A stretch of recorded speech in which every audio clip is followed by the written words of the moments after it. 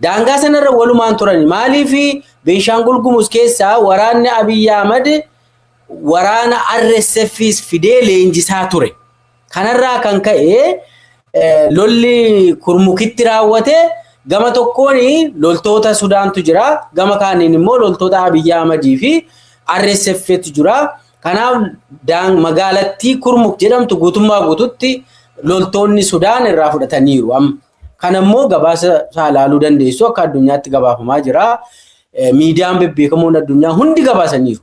Kanaaf RSF waan mo'amee fi loltoonni Abiy sanaan rukutamanii waan nama ajaa'ibu hospitaalonni Asoosaa keessa jiran madoo waraana Biltsiginnaa fi RSF yaaluu dadhabanii gamoowwan dhuunfaa kana fakkeeffataniitu amma Asoosaarraa ragaan nu argannuuni gamoo dhuunfaa fa'a irrattidha yaaliin godhamaa jira. Aanaleerraa namoota sassaabanii ogeessota walitti qabanii wanni yaalii godhaafii jiru. Namoota madaa'anii dhufan. Amma dubbiin maa inni waraanni Biltsiginnaa gamasiin mo'amee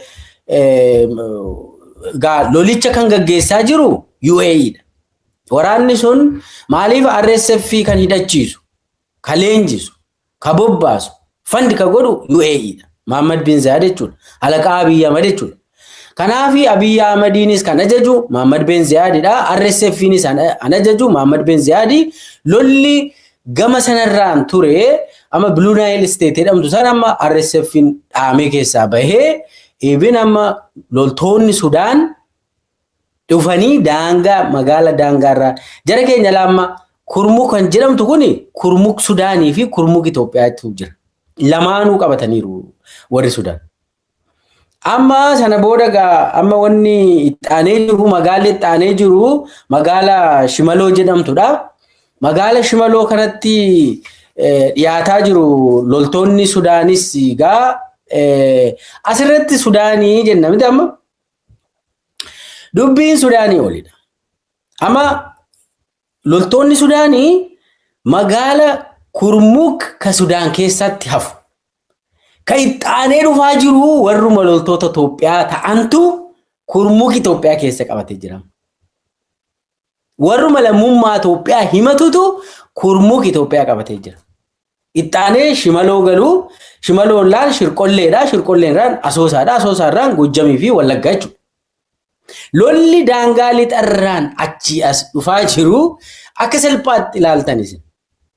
Dubbiin kaabattitu eegamu gara lixaan ta'ee jira amma dubbiin. Dubbiin amma keessa isaa gallee haalaan loomanu. Waan kana eenyutu oofuu jira? Lolli gara lixaarraan maaliif hammaate? Biltsiginnaan Kurmukirraa rukutamee ba'uunsaa RSF waliin ta'aniitudha kan isaan lolaa turanii. Biltsiginnaan achirraa rukutamee ba'ee jira amma Asoosaatti baqatanii Asoosaatti yaalamaa jiru.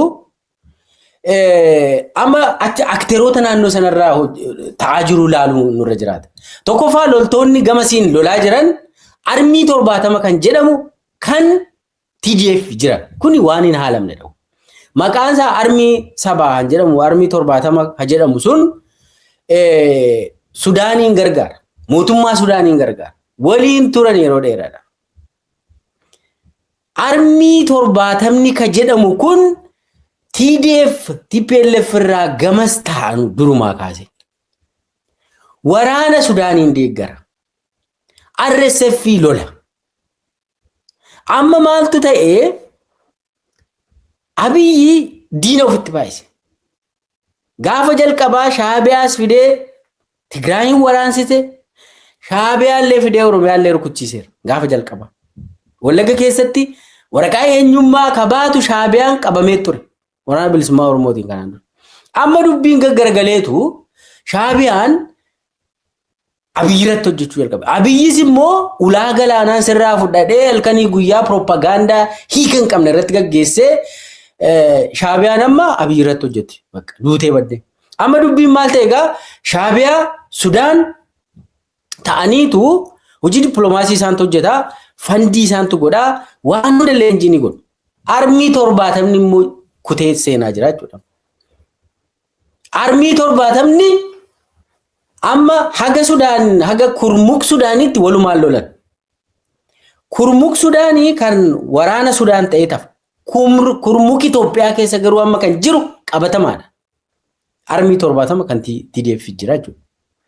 Amma biyyattuun kaabaan eegu lixaan itti seenaniiru. Kurmuk Sudaan keessa kan qabatee jiru amma sa'aa kana irratti TDF tu qabatee jira jechuudha. Armii 70 qabatee jira. Jaalattus jibbitus Beenishaangul Gumuz keessa seenee jira jechuudha. Armii 70. Sanaan egaa amma taanee maaltu ta'a?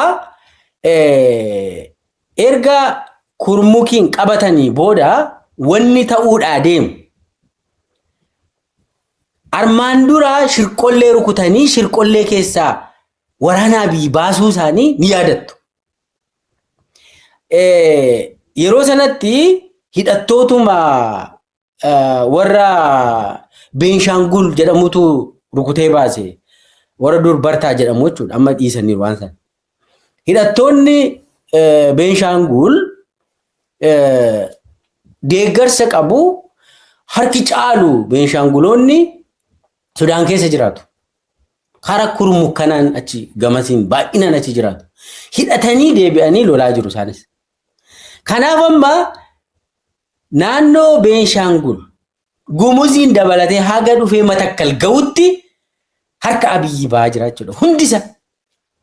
Amma maaltu ta'e Abiyyi Tigraay irratti lola kaasa jedhee namni gurra gara Tigraay qaba. Amma Beenishaangul Gumuz guutumaa guutuutti dirree waraanaa ta'ee jira jechuudha. Lolli lixatti banamee jechuudha. Addi waraanaa guddaan lixarra jira jechuudha. Sababa sanaatiin hirmaattonni amma qaamni TDF armii 70 guutumaa guutuutti Kurmuk Itoophiyaa sana qabatee jira. Kurmuk Itoophiyaa sana taanee akkuma silasnii kaase Shimaloodha. Magaala Shimaloo jedhamtu ishii salphaatti qabatu. Shimaloo sana qabannaan immoo already humni kanaan dura shirqollee keessa jiru jira. Shirqollee wal tuqaniennaan Asoosaa galuu jechuudha. Karaa sanarraa baasee naannoo lixarraan wal qabatee loltoota Abiyyi caalaa loltoota TDF fi loltoota Eertiraatu beeka. Advaayizaroota Eertiraatu beeka. Masmara sanaa sirriitti beeku isaan. Ji'oogiraafii naannoo sanaa sirriitti hubatu isaan. Keessa turanis. Abiyyi yoo ta'e waraanni nama muudee amma nama gurguddaa jedhamanii amma Biraanuu Juulaa amma akka waraanaatti ilaaltu jara keenya. Akka Geetaachoo Guddinaa fa'aa kanatti ilaaltu Shumaa Abdataa fa'aa qonnaan bulaa namoota akkasii Finfinnee keessaa qama'anii xuuxanii dhuganii machaa'an kan akka waraanaatti ilaalina. Jarri kun durumaa kaasee wayyaaneen yeroo filtu jara kana dadhaboo waan ta'aniif ergamtuu waan ta'aniif humaa waan hin beekne waan ta'aniif ji'oogiraafii hin beekan, waraana hin beekan, saayinsii isaan beekan, lafarratti waraansisan hin beekan. Jarri kun caljateedhuma qawwee baatee fi ergamaa fi warra ture waan ta'e waan humaa hin beekne. Jarri kun lolchiisuus hin danda'ani, loluus hin danda'an. Tasfaayee Ayyaaloo fa'i amma gaa kan amma Kifilaxoorii hoogganuuf Abiyyi. Tasfaayee Ayyaaloo jechuun akkuma Abiyyi Ahmad nama waa takka hin beekne. Guyyaa tokko lolee lolchiisee nama hin beekne. Reediyoo opereetarii warra turedha jarri kun. Jarri kun faayidaa hin qaban. Dachee Oromiyaa, dachee Beenishaangul Gumuz, Gaambeellaa namni beeku jara kana caalaa TDF warruma wayyaanee jechuudha. Shaabiyaa fa'aatu irra beeka jara kana fa'aa caala. Kanaaf amma lixarratti kadeemaa jiru waraanni amma easily armii 70 advance gochaa jira jechuudha. Armii 70 TDF Shimaloo Gallaan shirqolleedha. Shirqolleerraan Asoosaadha jechuudha. Asoosaa Gallaan Goojjamii Wallaggaa jechuudha. Naqamtee fa'i jechuudha. Finfinneedha jechuudha sana booda. Amma akkanatti fakkaatutti humni TDF al tokko dhufee Beenishaangul keessatti hundee gad dhaabbannaan loltoota naannoo Amaaraa fi Oromiyaa keessa socho'an faana walubannoo eegaluun isaanii ni oolu jechuudha. Tumsi jedhamu sun ifaa ifatti labsamuun isaanii oolu jechuudha. Armii 70 amma dachii Itoophiyaa keessa seeneera Sudaan keessa. Amma Sudaanii jaalatteetu hin ta'in dirqiin qabnaan mootummaan Abiy kufu qabattee murteessiteetu Sudaan. Abiy dheengadda akka nama maraatu paarlamaa irratti maal jedha? Yoo barbaadanii Sudaan, Eertiraa fi maallee wayyaaniin abbaa fedhe dabalatanii dhufanii haasannattaa gaxamanii nammoo adda akkasiin jedhamu jara keenya. Namni biyya bushuu gadi badiidha waan ta'eef namichi kuni silaa keessaa Sudaanii wal qabate. Sudaan irratti darrabamaa koottaa jechuun diplomaatikali akkasiin jedhamu. Namni biyya bushuu tokko darrabamaa koottaa hin jedhu. Yoo ta'e illee jechuun waan akkasiin jedhu keessaan hojjetta malee jara kanarratti. Addabaabayitti dhaqee arrabsii gale biyya. Akka waan waraana qabu immoo Abiy. Waraana Abiy jechuun koo diigamee jira. Hin qabu Abiy waraana. Abiy waraana hin qabu. Kana beekadha. Waraanni isaa tokkoffaa har'a isaa har'aa kan kilaashiidhaan dargaggeessa Oromoo Oromiyaa keessa fiiganii humnaan qabanii waraanatti geessu. Leenjii Huursoof Xoolleef maarree kanatti geessanii Sambooda leenjii ji'a 3 dhaqiiloleedhaan immoo ta'u. Amma ilmaan Oromoo makalaakiyaa keessa dirqiin seente kanatti Abiyyiif lola. Deemasi waan akka kanaan jiru saayinsiin akkasiin jiru.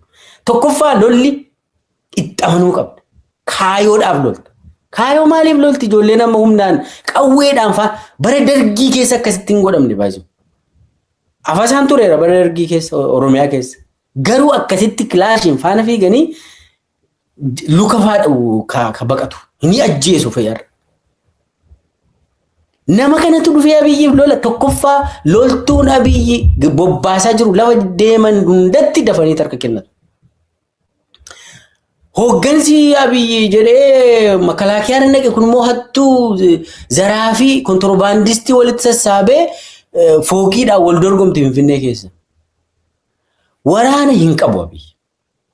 Lammaffaa kaayoo hin qabu waraanni isaa.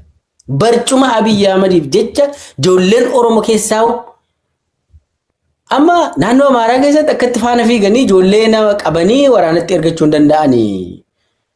Akka Abiy amma Oromiyaa keessatti godhu gochuu hin danda'an. Tigraay keessaan qabu. Kibba keessaas akkasii gochuu hin danda'u. Abiy ijoolluma Oromooti kan faana fiigee akka bineensaatti qabee olii gad ergatu. Amma inni waraanan qaba maarreedha yoo barbaadan Sudaan irratti darrabamaa koota namni biyya bushuu tokko akkasiin jedhu. Du'aa waan ta'eef haasaa inni kana haasee guyyaa lammaffaa isaa irratti kurmuuk Sudaaniif kurmuuk Itoophiyaa qabatte warri Sudaan. San booda armii 70 qaxxi Itoophiyaa seene. Amma Itoophiyaa seeneera gamasi lixarra. Kun amma Abiy du'ee badee madoo isaa onni godhataa jira. Ofii ofirratti hojjete jechuudha kana hunduma. Amma kanaaf waraanni kun gara lixaatti akka inni deemu ka godhee tokkoffaa Eertiraa, lammaffaa Sudaan. Sadaffaa warri Tigraay hundi isaanii TPLFin akka lolli Tigraay keessatti ka'u barbaadan. Utuu du'an. Tigraay keessatti lolli yoo ka'e Eertiraadhaafis hin ta'u, Tigraay keessatti lolli yoo ka'e warra Tigraayiifis hin ta'u. Kanaaf maal godhanii lixa Itoophiyaatti geessanii jechuudha. Lixa Itoophiyaa kana keessatti erga lolli kun ka'ee achi as dhufee warri Tigraay dirree biraa irratti mo'achuudhaa deemu jechuudha. Abiyyiin dirree isaanii keessatti hin taphatanitu du'an. Kan amma taaktikii kana kan hundi isaa kan mijeesseef Abiy Ahmed mataa isaa. Tokkoffaa RSF fidee Beenshaangul Gumuz keessatti leenjii jalqabe. Lafa kenneefi Beenshaangul Gumuz keessatti leenjii bakka leenjii waraanaa baneefi kana booda RSFin akka fedhetti Beenshaangul Gumuz keessa deemuu jalqabe. Leenjii fudhata akka barbaadu. Wal leenjisa. Amma makalaakiyaan Itoophiyaa fi RSFin waliin lolu jarri kun Beenshaangul Gumuz keessattis walumaan lolu. Birri Itoophiyaatti fayyadamu, baankii Itoophiyaatti fayyadamu, waan nama dhibudha ko. RSFin har'aa akkuma Shaabiyaa kaleessaa baankii Itoophiyaatti fayyadamu, birri Itoophiyaan fayyadamu. Kanaafi warri RSF amma warri Sudaan ofirraa ari'atee maallaqallee itti fayyadamuu danda'an jalaa cuccufeennaan birrii Itoophiyaatti fayyadamaa jiru sanam warri RSF kun baankii Itoophiyaatti fayyadamu xiyyaara Itoophiyaatti fayyadamu darbee dirooniiwwan Itoophiyaatti fayyadamuu jalqabanii kanaaf amma lolli jiru lola biyya keessaa miti amma lolli gaggeeffamaa jiru RSF asii dhachiiftee Sudaan rukuchiifte taanaan warri Sudaan callisee silla warri Sudaanis waan godhuu danda'u hunda godhee Abiyyi naangorraa kaasuu deemaa jechuudha. Abiyyi amma bara dargii akkattiin Sudaan Eertiraa ta'anii wayyaanee ta'anii dargii kuffisanii anaan garuu nan dandeessu abbaa barbaadde darbii kotteedha paarlamaara taa'ee namni akkasitti doofaan akkasiin jiru. Amma abshaalummaa qabannee yaadnamti Abiyyi abshaalummaanuma hin qabu. Cakkaanyiidha garuu Abiyyi. Cakkaanyi baddu. Kanaaf amma lolli kaabattee gamaa ture lixatti akka inni deemu fedhiin jiru fedhii Eertiraa, fedhii warra Tigraay, fedhii warra Sudaan jechuudha.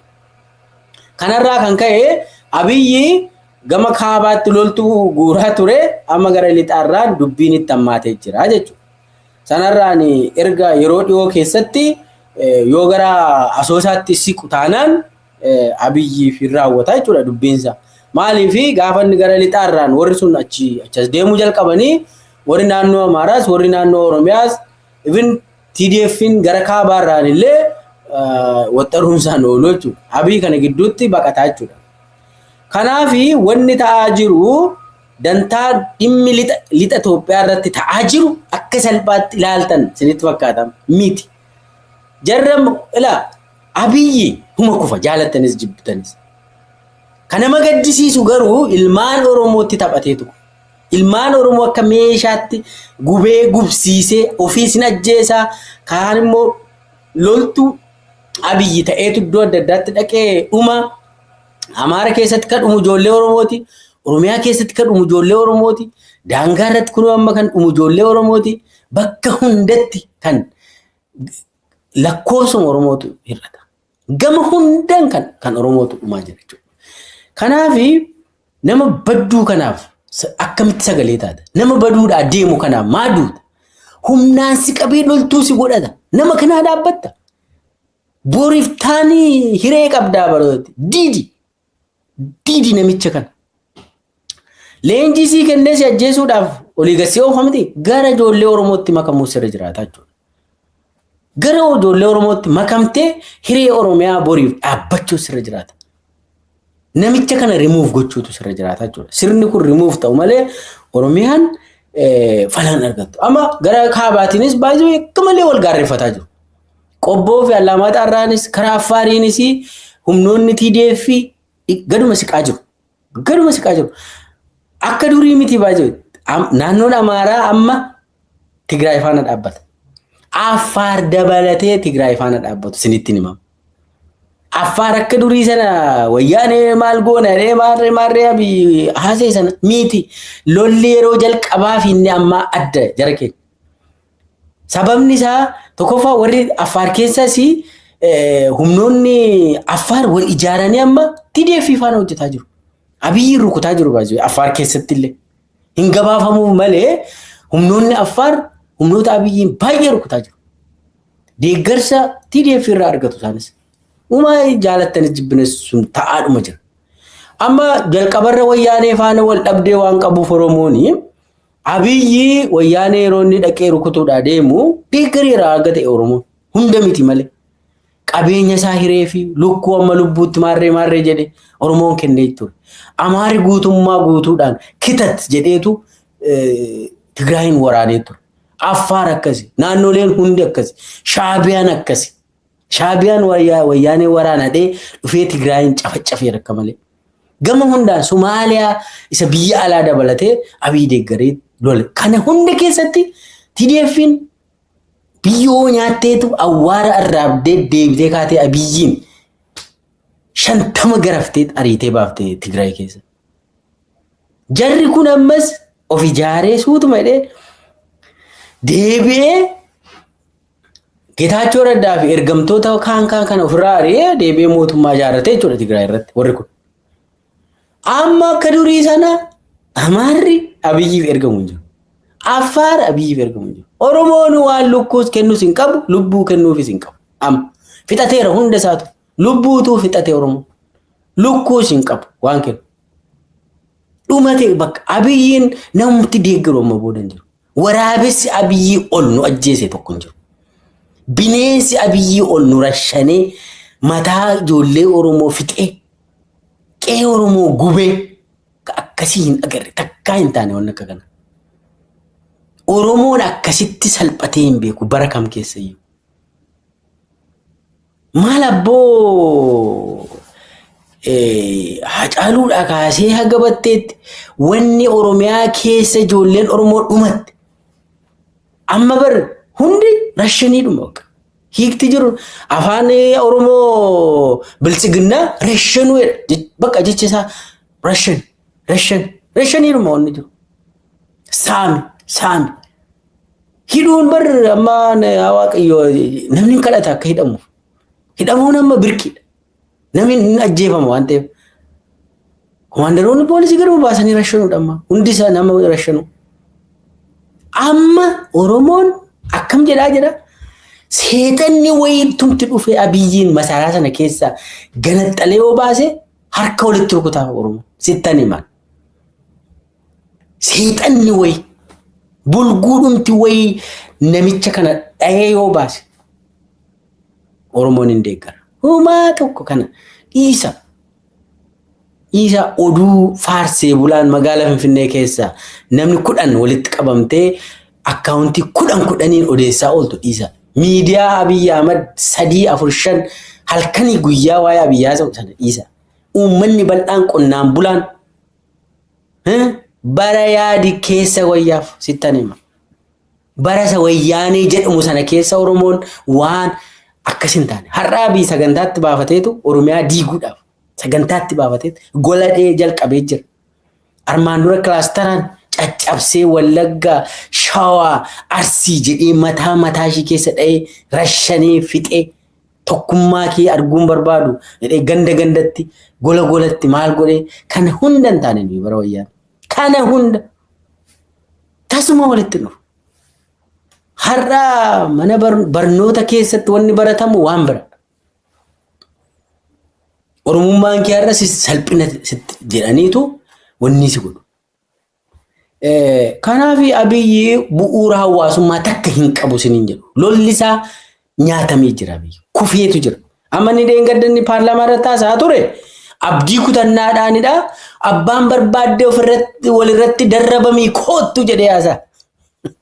Nama abdii kutateetu akkas jedha. Istiraatiijistiin kana naasamu. Nami tarsimoodhaan lola geggeessu akkasii naasamu. Abdii kutatee jira jechuudha namichi kun. Kanaaf gama hundaan warra amma takkasee zab jedhee Abiyyi achirraan ijaaree ergamtoota ofii Amaara irratti ijaaree jiru. Jarrillee sodaatee jira. TDF faana negosheet gochuu barbaadaa jiru jarrillee. Karaa hundaan TDF daangaa ofii eeggatee jira. Diroonii tokkittiidha Abiyyi inni qabu. Diroonii muraasa ho'i. Dirooniin faayidaa hin qabu. Xiyyaara dhibba meeqa ho'i ijaaree gaggee wanni gootee sin fayyadu. Lola lafooti kan murteessu. Warra loltoota lafoo deemutu waraana murteessa yeroo hundaa. Itti baha waraanaa tokko kan murtaa'u wanniidhaan utoo hin taane dirooniin utoo hin taane lola lukoodhaan immoo faannoonuu garaftee ariiti waraana Abiy Ahmed. Kanaaf lolli gara lixaa irratti deemaa jiru akka salphaatu hin taane akka hamaa deemaa jira. Waan hin hafnedha kufaatiin Abiyyi. Dhimmi Abiyyi kufee xumuramaadha. Amma Itoophiyaa maal fakkaatutu dhufaadha malee. Abiyyi kana haguuguudhaaf kufaatii isaa kana dhoksuuf jecha maal godhaa? Marii biyyaalessaa mintisiyyoodhaan Oromiyaa diiguuf deema warra Amaaraa na deeggaraa jedha. Warra faannootti jaarsummaa kana ergata laalladha. Oromiyaa battanuuf deema gaafiin keessan kana faannoo maaltu arrasitti jalqabeera. Faannoon akka Amaaraatti ijaaramuudha barbaada sittan hima. Saba Amaaraa barbaada. Faannoon isheen kun immoo dhuftee Oromoo sii diigaan jira. Oromiyaa sii diigaan jira. Asiin immoo ilma abbaa gadaa nuun jetti deebite.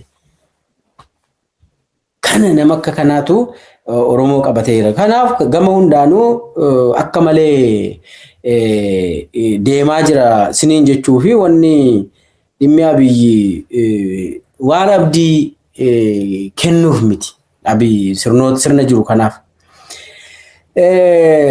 Kana ergan jedhee gama kaaniin immoo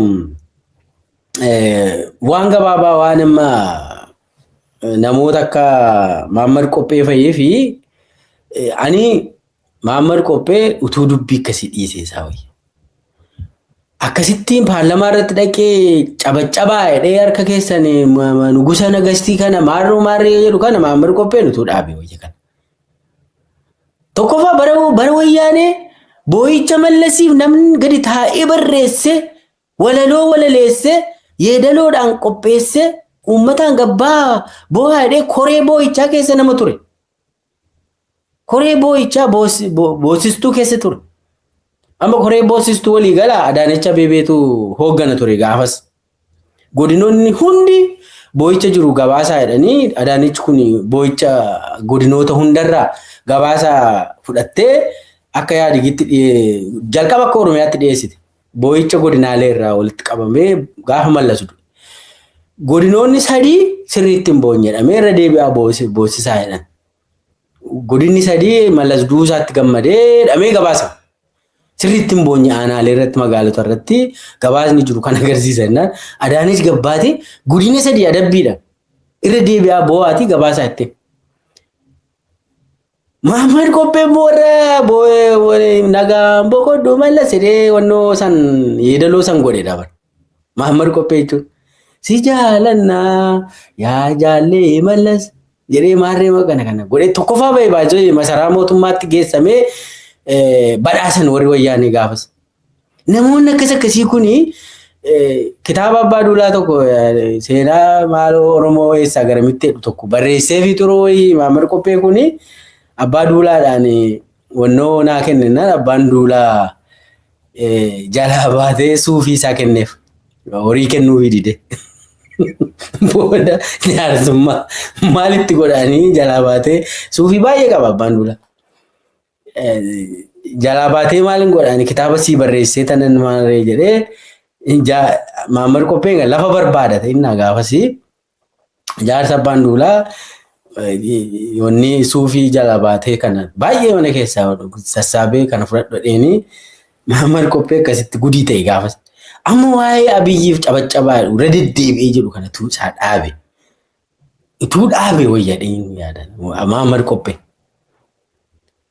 Jechuun artii Oromoo keessatti gahee amma ta'e taphate qaba. Dhugaa dubbachuuf namni kun. Garuu waan kolfaa nu godhee olii gannu gochuun kuni isaafis hin ta'u dhaabaa jara keenya hundi keessanu.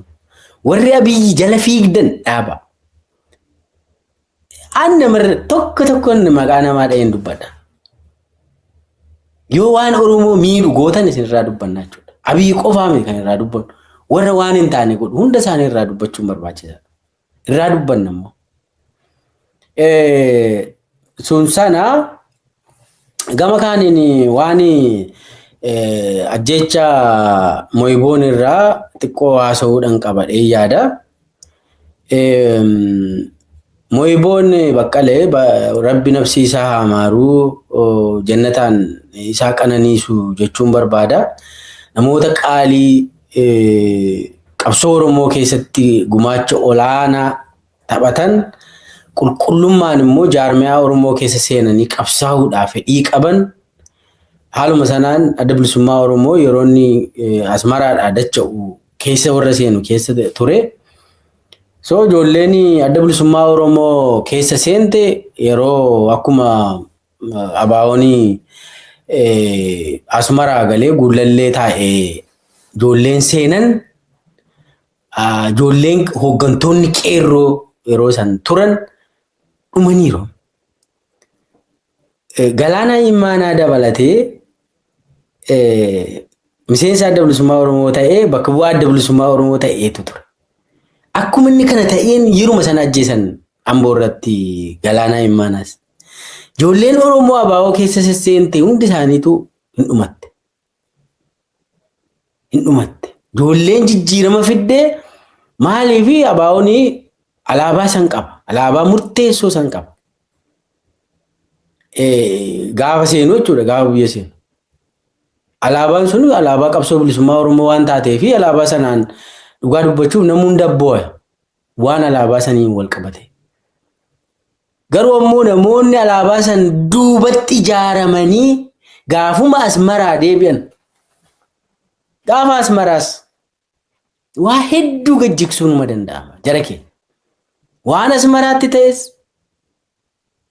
waan asmaraa asitti ta'es wanni hamaa baay'ee jira. Nami keessatti dhokatee ijoollee Oromoo nyaatu hedduu jira. Nama Oromoo diigu hedduu jira. Alaabaa san duuba taa'e. Akkaataa sanaan Jawaar Mohaammed gidduu kana qorannoo taasiseen wanni inni agarsiise waan mooyiboon wal qabatee jiru diraamaa mucaa kana irratti hojjetan Jawaar agarsiisee jira. Sana irratti Oromoon dhugaa jiru arguun isaa baay'ee murteessaadha. Gama kanaan nama gaddisiisa Oromoon hundi dammaquu akka qabu. Alaabaa kana duuba nami taa'ee ilmaan Oromoo nyaatu amma booda fala argachuu akka qabu. Fala argachuu akka ni qabu. Nami qabsoo Oromoo keessatti turuu barbaadu qulqullaa'uudhuma qaba. Warri guullalleessu of qulqulleessuu qabu. Of gingishuu qaba. Yoo danda'an. Abiyyi amma deengada paarlamaa irratti Jaal Daawudiin goota koo jedhee faarse. Jaal Daawudiin goota dhanni jedhee faarse. Namni Abiyyi Ahmad abaa'oon abboleessa koo ajjeefte hamman gumaa ba'utti hin dhiisu jedhee nami amata meeqa kakataa ture. Daawudiin galateeffatee goota koo ta'e uummata Itoophiyaa fuulduratti. Paarlamaa ofii fuulduratti. Daawudiin. Waan salphaa miti wanni sun. Gama kaaniin wanni inni haasa'e Daawudiin anaa goota gaafa jedhu namoonni isaaf goota hin taane immoo jiru jechuudha. Diina warri ta'an jiru jechuudha. Keessaa Mararaa Guddinaa diina godhee ciniinee kaa'ee jira jechuudha. Maaliifi waan Mararaan filannoodhaan wal qabate Abiyyiin salphise sun salphaa isinitti hin fakkaate. Daawud Faammoo akka paartiitti murteessanii kan hana akka abaa'otti murteessaniitu ani keessan jiru jechuun danda'u Jaal Daawud. Murteessanii Abiyyiif cidha isaa dhaqan. Cidha isaa dhaqanii bareechanii fi filannoo isaa tolchanii fi hoggansi olaanaan koree hojii raawwachiistuu keessa jiru miidiyaa OBN irratti bahee filannoon akkasiitu takkaa nu arginee hin beeknu carraa guddaan nu ta'e wanni gaariidha ifaaf bilisatti gaggeeffamaa jira jedheetu adda bilisummaa Oromoo ibsa san baaseef OBN irratti dabarsan televezyiinii hunda irratti dabarfatan. So kanaafuu immoo Abiyyi galateeffachuu qaba jechuudha. Anaa goota kootidha Daawud jedhee haasa'uu qaba jechuudha. Asirratti wanni jala muramee himamuu akka dhaabaatti murtaa'e waan ta'eef suni filannoo darbe irratti cidha Abiyyi dhaqanii sirbanii fi bareechanii fi deebi'uun suni akkuma dhaabaatti itti gaafatamummaa fudhatu jechuudha. Warri abaa'oo gullallee. Suni waan wanni ta'u miti sun. Inni kaan garuu waa'een ajjeechaa namaa keessatti hirmaachuu jaarmiyaa san keessatti maadheffatee gareen jiru aduun akkaataatti qulqullaa'uu danda'u ani hin beeku. Warri guullee kana booda akkamitti akka isaan qabsoo keessatti turuu danda'u hin turaniisa ani hin beeku waa'ee. Maaliif jennaan dhiiga nama hedduutu mandara sana keessatti iyyaa jira. Dhiiga ijoollee Oromoo hedduutu iyyaa jira. Bilchiginnaa qofa miti kan irraa dubbataa jiru.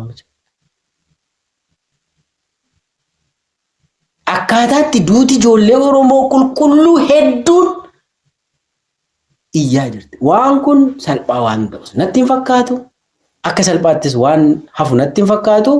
Callisameetuma immoo akka bilchiginnaan nama rashanii darbu ka Abbabee Garasuu, ka Araarsaa Mardaasaa, ka Shimallis Abdiisaa fa'aa kun waan seeraan gaafataman. Kaanis waan seeraan gaafataman ta'a jechuudha. So wanni kun waan seriously ilaalamudha jechuudha. Akka salphaatti waan dhiifamu miti. Amma darbee immoo bilisiginnaanis warra abaa'uu gullallee kana akka salphaatti gadi hin dhiisu kana godha. Harkatti galfateera, addabaabayii irratti jajeera. An bilisiginnaa namni amanee faana dhaabbate gaafuma sana nyaatamu. Bilisiginnaa jechuun bar nama isa kan dhiisi utuu warqii lafa aftee fi Abiyyi Ahmadiif hagas balleessitu si biraan deemuun. Warqii feete aftee fi filannoo isaa maal irratti hirmaattee fi acabacabdee fi sin dhiisu. Ofii seenaa bakkee balleessita malee. So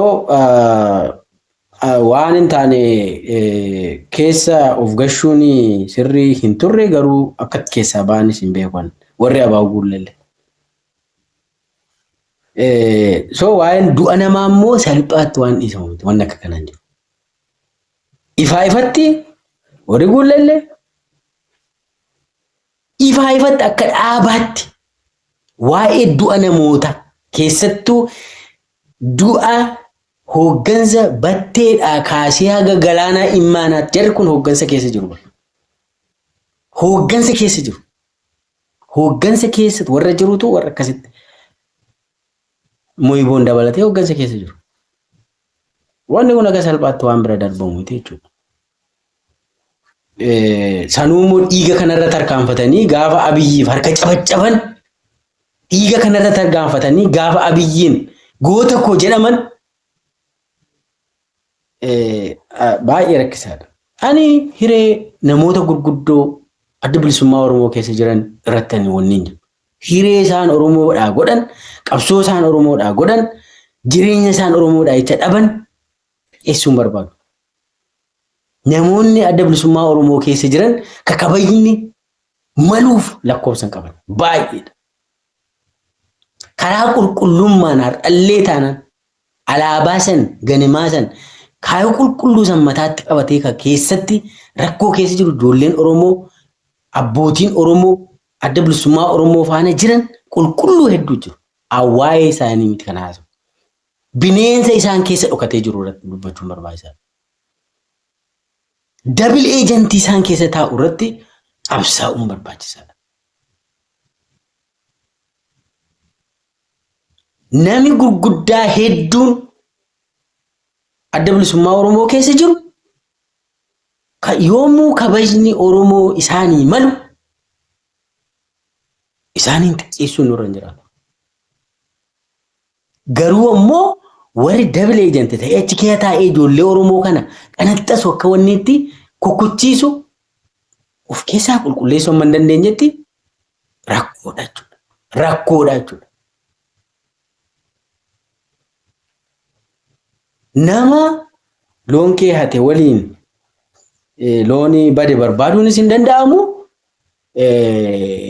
Nama keessaa'u waraana bilisummaa Oromoo diiguudhaan jecha Abiyyiin firooma taanaan namni achi keessa jiru sun rakkoodha.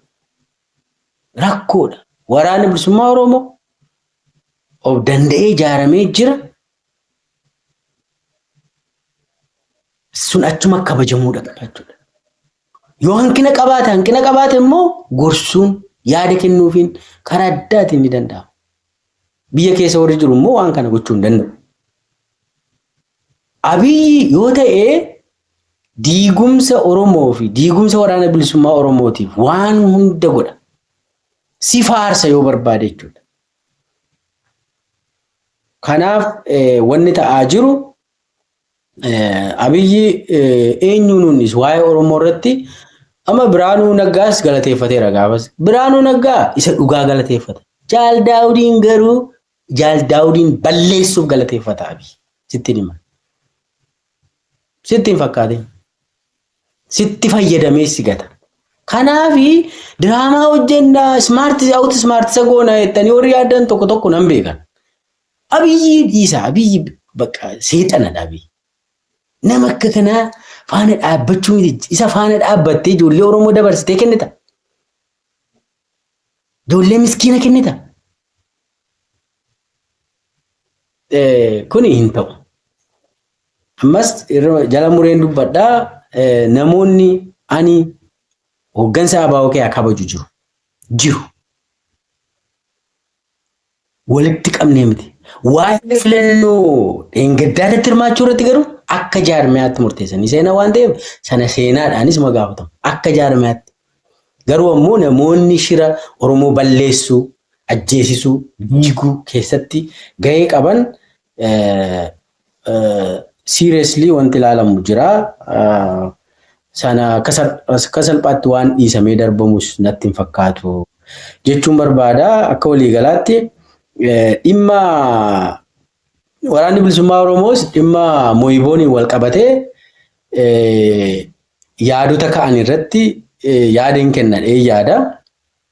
Maaliifi tokkoffaa waraanni bilisummaa Oromoo seerota waraanaa akka addunyaatti kabajee akka deemu ibsaa jira. Yeroo hunda dubbata waraana seera waraanaa kabajna nuti. Madoo ijoollee bilchiginnaa keessatti madaa'an illee Oromoo waan ta'anii fi saba biraallee haa ta'anii ni deeggarra ni yaallaani. Ammoo nama maarraqne deebisnee galchina jedhanii seera waraanaa kabajanii deemu. Kan ammoo dubbataa jiru. Ifaanis ibsaa jiru. Darbees immoo waraanni bilisummaa Oromoo akka odeeffannoo tokko qabutti iskwaadii nama ajjeesu hin qabu waraanni bilisummaa Oromoo. Magaala keessa seenee opereeshinii gaggeessee ni baasa.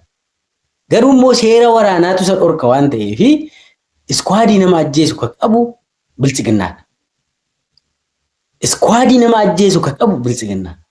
Abbabee Garasuu fa'i. Araarsaa Mardaasaa fa'itu hooggan. Abbaa Torbee nama ajjeeftullee kan hoogganaa ture Dammallaash fa'itu ijaare. Abiyyiif Dammallaash wanni isaa wal jaalatanii hafanii bar jalqabaa kaasee waan Oromoo kana xaxuu diiguu keessatti Dammallaash gahee guddaa waan taphateef Abbaa Torbee kana isatti ijaareef Damdooloo irratti. Ammalaa double agentii warri ta'e Abbaa Torbee nan Oromooti. Abbaan Torbee kan mootummaa ta'e. Abbaan Torbee faana la jarake waraanni bilisummaa Oromoo erga deebisee of haaromsee of ijaare Abbaa Torbee keessaa harka qabadhee yaadu. Abbaa Torbee harkaa qabu Abiyyi Ahmad. Hooggansa nama caasaa mootummaa keessa yeroo ture hooggansa keessaa'u Arsiirraa ijoolleen Arsiidhaa dhalattee hooggansa keessa turte nu waliin turte. Wallagga deemte akka duutu ajjeesu caasaadhuma Dammallaash ajjeese. Achi deebi'anii immoo awwaluun reeffa fuudhee Wallaggi Arsii ajjeese dheetu waltajjii irra taasaa gaafasu. Iskwaadota akkasii kana ka bobbaasan ka amma Komishinar Salamoon Buraayyuu irratti ka ajjeese dabalatee iskwaadota kana Abiyyiitu harkaa qaba. Dammallaash faatu hooggan. As deebi'anii immoo Wallaggi Salaalee ajjeese jedhaniitu hojjetaa turan kana. Kan waanuma beekamaadha. Waraanni bilisummaa Oromoo iskwaadota magaala keessaa waan qabu natti hin fakkaatu. Iskwaadii ka qabu bilchiginnaadha. Ammoo nama kana ajjeese waraana keessa seeneera. Amma waraana bilisummaa Oromoo keessa jira. Wanni jedhamu sun yoo dhugaa ta'e waraanni bilisummaa Oromoos ibsa gahaa ta'e hin kennadhee yaada. Tarkaanfii barbaachisu fudhatadhee yaada. Kallattii waraana isaatiif illee ni kennadhee ni abboomatadhee yaada. Sanaan wal qabatee waan jiru ifa waan ta'u natti fakkaata jechuudha. Kanarraa kan hafe nami ijoollee Oromoo ajjeesuu keessatti gahee taphatu kamiyyuu taanaan ammarraa kaasee Oromoon waan dhiiftus natti hin fakkaatu. Waan boleessa keenya Mooyiboon Baqqaleedhaan Rabbii nafsii kee amaaru jannataan si haa qananiisu jechuudhaan barbaada. Erga sana jedhee wanni gara dhumaarratti haasa'uu barbaadu akka waliigalaatti tarkaanfiiwwan waraanni bilisummaa Oromoo fudhataa jiru wal qabate.